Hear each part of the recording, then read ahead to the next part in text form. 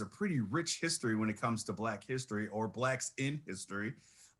Many people go prior to COVID would go down every Thursday night to Jazz in the Park right there at Cathedral Square. But what many people don't know is Cathedral Square used to be the location of the original courthouse in Milwaukee. And there was a young African American who was a slave who escaped from Missouri and made his way up to Wisconsin. Back there was a law called the Fugitive Slave Act, which means that if a escaped slave was found, the state had to return that individual back to the state. So the U.S. Marshals came and grabbed this young man. His name was Joshua Glover. They brought him to Cathedral Square, where we sit for Jazz in the Park, placed him in the jail, and we're waiting to leave the next morning to take him back to Missouri. Well, the citizens of Milwaukee came together, guarded the jail, broke him out, and he was skirted off to Canada.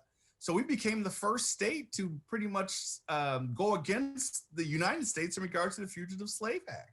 And so that history is rich. The first doctor ever in this land that we now call Wisconsin in the late 1700s was a Black woman by the name of Aunt Mary Ann is what they called her, Aunt Mary Ann. And she was the only doctor, not just the first Black doctor, she was the only doctor in Wisconsin. And so people would come from everywhere. She was located in Prairie du Chien.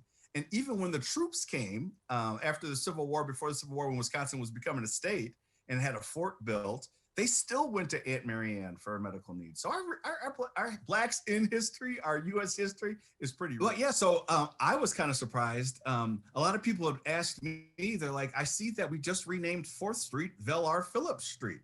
And being a lawyer, I thought that Vel Phillips was someone that was pretty much a common name, but a lot of people weren't aware of all of her contributions. I mean, she was the first Black woman to graduate from UW Law School. She was the first Black woman to become an alder person in Milwaukee. She was the first Black woman to become a judge in Wisconsin.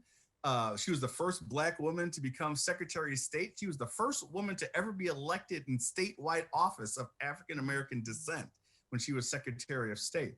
I mean, that's huge. I mean, in essence, she's our Rosa Parks. And so when people ask me the whole Vel Phillips, why is it named Vel Phillips? I think it's important to get the story out that we had a trailblazer living right here in Milwaukee. As a judge, which was amazing.